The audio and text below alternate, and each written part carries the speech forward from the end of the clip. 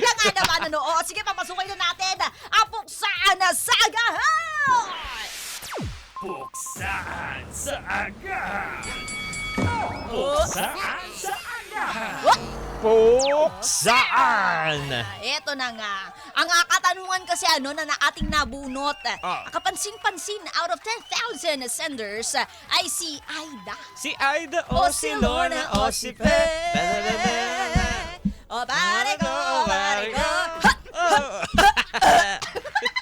Eto na nga. Sorry po. Eto na nga. Nagtanong kasi si Aling Aida, sabi niya, the best sa pambaon daw. Ano nga ba? Hotdog o itlog? Ano daw? Hotdog o itlog? Hotdog o itlog? Hotdog o itlog? Hotdog o itlog? Sa akin, kung ano naman, sasagutin ko dyan. Siguro, pipiliin ko dyan itlog. Kasi Itlog? madali lang lutuin, tapos papabili ka lang, saglitan. Minsan, nandyan na yan sa tabi mo. Talaga ba? Oo. Ano? Hindi, may naglalako. Sabi mo yung itlog? Naglalako kasi ng itlog doon sa may okay. sa amin. So, parang ganun. Nililinaw mo ha, medyo kasi, Kaya nga eh.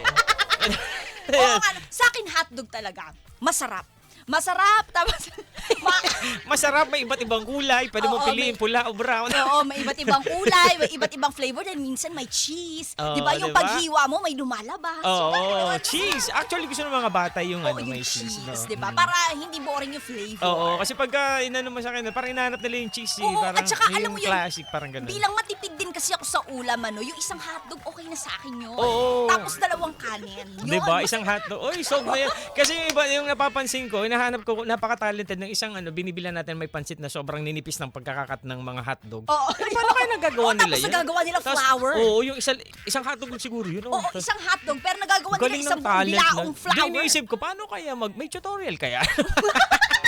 Baka, pwede. Yun ang i-suggest natin next time. Oo. Pero sa'yo, itlog. Itlog, oo. Sa akin, hotdog. Hotdog. Hotdog. Hot diggity dog. Tara Hotdog, na. hotdog, Hot diggity dog.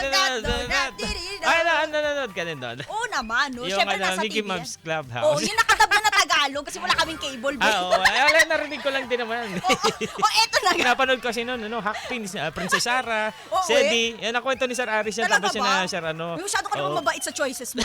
Parang hindi ako naniniwala. Di ba, Princess Sarah? Princess Sarah. Okay, eto na, puksayin na natin ang katanungan ni Aling Aida. Eto na, Aling Aida. Palakpakan na para sa pagmumukha mo, ate. Eto na. Ito na. Ang tanong ni Aling Aida. Si Aling Aida, araw-gabi. Yeah. Wala ka maisip eh. Eto na, Yeah. simulan ko na to, Mama Mia. Isa, dalawa, tatlo, puksaan sa agahan. Kakaibang daldalan, hindi mapipigilan. Joko Mia ang pangalan, isabay sa umagahan. Halina't pag-usapan, sa radyo ay pakinggan. Ngayon mo na malalaman ng tanong sa puksaan. Yeah. Ang tanong ni Aida, hotdog o itlog? Hotdog o itlog? Yo.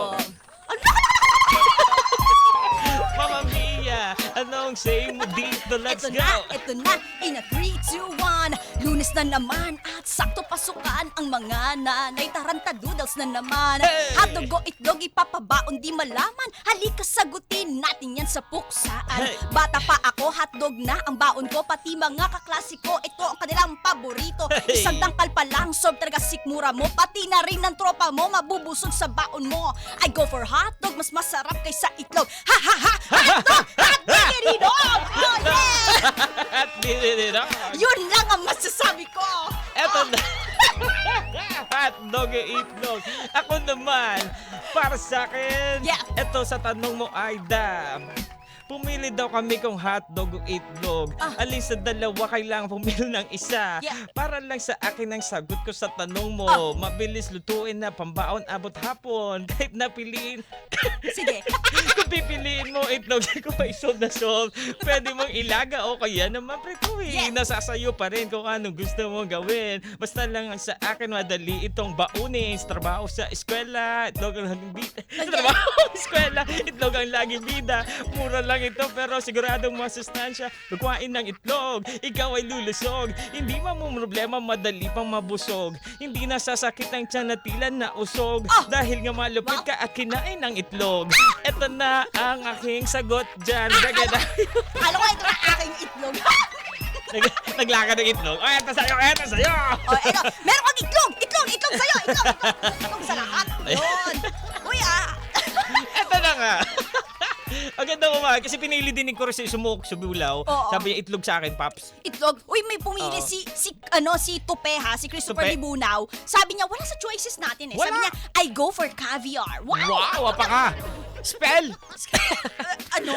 Hotdog. Atog na lang. Hotdog O, na itlog. talaga. Di ba? Nakakaloka. Bakit naman caviar? Ito sabi ni Louie Basco, depende daw sa score ng quiz mamaya. Kung 0, itlog na lang. Pag 1, hotdog. Oo nga naman.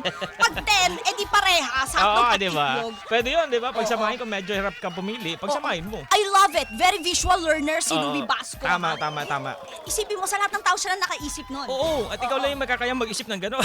Oo, buti na lang ikaw lang yan. Oo. Huwag mo na kami damay, be. Uy, happy birthday sa'yo, Louie Basco, ha? Birthday mo pala, kalain mo yun. Oo, buti na tuloy. Kaya nga eh, happy birthday! Ay, eto na nga. Sagutin na natin, bakit nga ba ulit itlog yung Itlog, sa'yo? sa akin naman kasi madaling ang hanapin, madaling lutuin, Oo. at madaling baunin. Bulsa mo lang yan. Oo. Okay na. Ibulsa mo yung itlog? Eh, pag yung nilaga, alam mo yung nilaga? Oo. Ibulsa yung itlog. Madali lang yung itlog nilaga, di ba maliit lang? O, Oo bulsa nga mo, naman. mapadali ka, di ba? Wala nang ano. Si Mama Mia kasi taga-village, di makarelate. Uy, hindi no. Nagpapaw rin naman ako ng itlog, pero kasi pinirito na yung itlog. Ay, sayang, nilaga sa amin eh. Paano mo mabubulsa yung piniritong itlog? Yung itlog na maliliit, yung pugo. Pugo! Hindi, kahit Isa naman pa yung, rin yun. kahit naman yung sa manok na itlog o kaya sa itik, yan pwede naman yan eh. Hindi niya talaga. Oo, Para yan kasi po. sa aming mga babae, yung bulsa Oo. kasi ng pantalon namin, maliit lang yan eh. Pati yung bulsa kasi ng palda Sabi namin. kasi parang alam mo Oo. na yung uso sa amin ngayon, malalaking pantalon. Oo nga naman. Yung bulsa kasi na, ayun nga, yun din minsan Dati yung Shanghai unfair. lang eh, pati itlog. Oo, di ba? Pati sa bulsa, napaka-unfair. Oo. Yung sa bulsa ng lalaki, napakalaki. Akala mo pwede na maging pitaka eh. Yung Oo. sa aming mga babae, napakaliit ng bulsa. Ano ba Pwede akala rin niyo naman sa maging akin? malaki sa inyo yan. Depende sa inyo yan. Kung ang trip ganun yung ba? isuot, di ba? Malay mo, fit na fit yung sunod ng pantalon. Talagang durog yung itlog. Hindi, doon kasi may...